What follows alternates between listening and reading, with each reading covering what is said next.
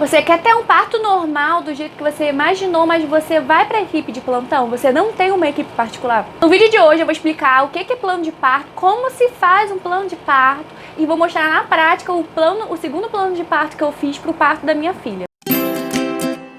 Olá, meu nome é Daniela, sou psicóloga e mãe, eu sou mãe de 2. Inclusive, os meus 2 partos foram partos normais e no meu segundo parto fiz um plano de parto para minha filha. O plano de parto é um documento com validade legal reconhecido pelo Ministério da Saúde. Esse documento ele é elaborado pela gestante e nele deve haver os seus desejos e os cuidados que ela quer receber, além dos cuidados também que ela quer que o bebê dela receba no momento do parto e no pós-parto imediato. Então, você entrou em trabalho de parto, você chega no hospital, você dá uma via pro médico que vai te assistir ali no momento, uma via fica com você e uma via fica com o seu acompanhante. Lembrando que é fundamental o seu acompanhante saber de trás para frente tudo que tem no seu plano de parto, porque é ele que vai ser seu porta-voz, é ele que vai responder por você quando você não tiver mais condições de fazer isso. Inclusive, eu tenho vários vídeos sobre gestação, sobre parto, tem um relato de parto também que eu falo da minha filha. Se inscreva aqui no meu canal, eu vou colocar aqui na descrição esses vídeos para você ter acesso. Agora eu vou ensinar para vocês na prática como é um plano de parto, eu vou mostrar o plano de parto que eu fiz para minha filha. Esses foram os meus desejos, foram as minhas vontades respaldadas pela ciência. Então não foi nada que eu tirei da minha cabeça, nada que apresente perigo para mim e para minha filha. Eu estudei bastante para chegar a esse consenso. Eu vou disponibilizar aqui para vocês um modelo, eu vou comentar item a item para que vocês possam se espelhar. Mas é importante vocês estudarem sobre o que pode e o que não pode para vocês se espelharem no meu e também para vocês saberem o que vocês estão escrevendo ali, porque aí o plano de parto ele tem que dialogar entre a sua vontade, né, o que é possível lá no momento, porque o parto é uma caixinha de surpresas, né, esse finalzinho a gente não sabe como é que vai ser, então ele tem que dialogar com as suas vontades e com a ciência.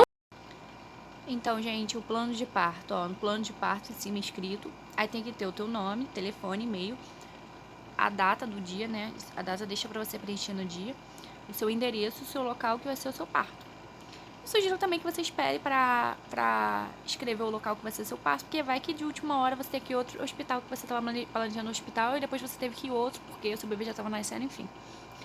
Quanto ao trabalho de parto? Primeiro você tem que me informação do trabalho de parto. Eu coloquei, quero ter liberdade de movimento, porque entendo que o nosso corpo sabe melhor qual posição ficar durante esse momento. Porque, infelizmente, muitos médicos querem que a gente fique deitada, né? E não é bom a gente ter um livre acesso, um movimento livre pra gente fazer o que a gente quiser durante esse momento. Quero usar minhas roupas e não do hospital, não quero me sentir uma paciente, sim protagonista desse momento. Inclusive, no trabalho de parto da minha segunda filha, eu fiquei o tempo todo com o meu vestido e depois eu fui tomar banho depois do parto e coloquei minhas camisolas lindas, né, que eu levei pra maternidade. Quero métodos naturais livre de dor, quero poder utilizar de água nesse momento e massagem. Não quero métodos farmacológicos para livre de dor com medicamento e analgesia. A analgesia é como se fosse uma anestesia que é para diminuir a dor. Eu queria sentir, eu queria um momento mais fisiológico possível. Por quê? Porque a analgesia, assim como qualquer intervenção, tem os seus prós e tem os seus contras. E como eu não queria os contras, eu só queria os prós, então eu queria que meu corpo agisse de uma forma natural, então eu não quis a analgesia e não tive. Não quero música, fico introspectiva, prefiro o silêncio para focar no momento. Isso sou eu, tá, gente? Eu prefiro o silêncio, mas eu entendo que tem a gente que prefere música. Quero que meu marido Gabriel esteja comigo durante todo o trabalho de parto, porque é uma lei federal 11.118 acompanhante e o quanto a presença dele é importante durante esse momento. Então, gente, é lei.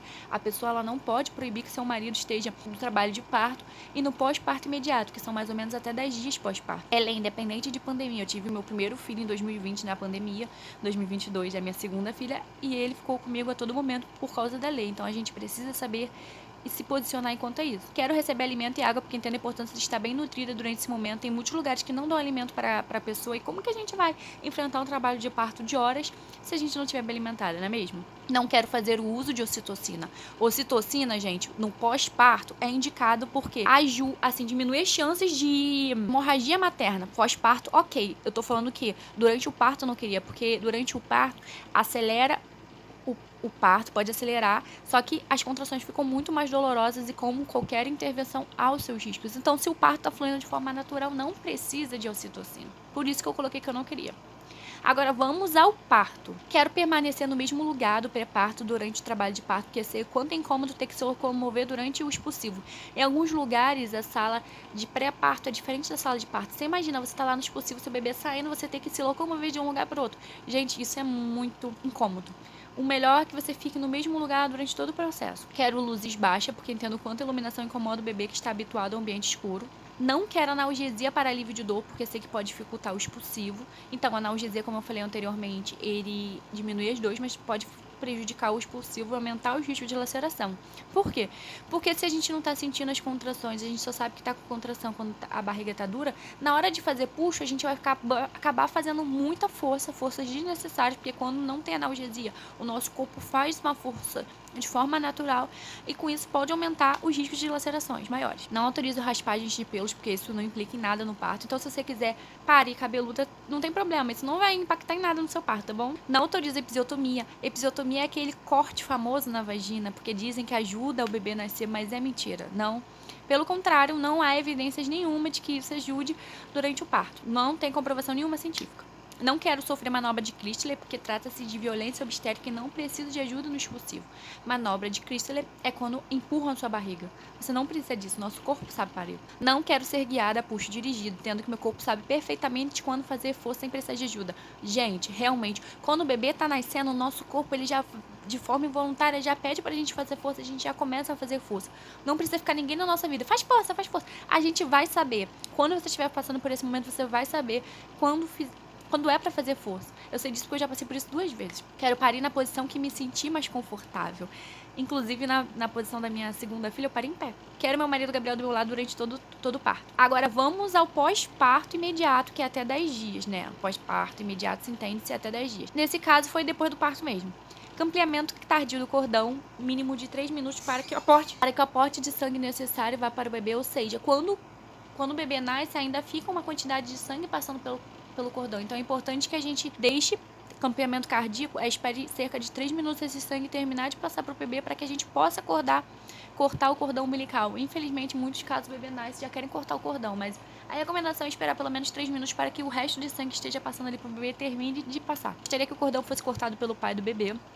Gostaria que aguardassem a dequitação espontânea da placenta. O que é isso? Depois que o bebê nasce, o parto não acaba não, gente. Ainda tem a placenta para sair. Tem alguns lugares que puxam a placenta e aí isso não é legal. O legal é esperar a saída espontânea da placenta. Inclusive, no meu segundo parto, a placenta demorou uns 30 minutos depois do parto para nascer. Quero ver a minha placenta.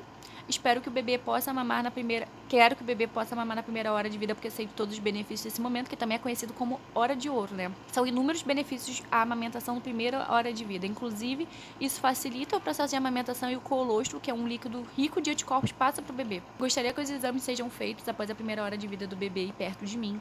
Então, por que eu escrevi isso? Porque tem muitos casos que já querem pegar o bebê e sair examinando o bebê, não. Espera a hora de ouro e depois examina o bebê. Pula essa vitamina K aqui, que eu até tirei isso depois.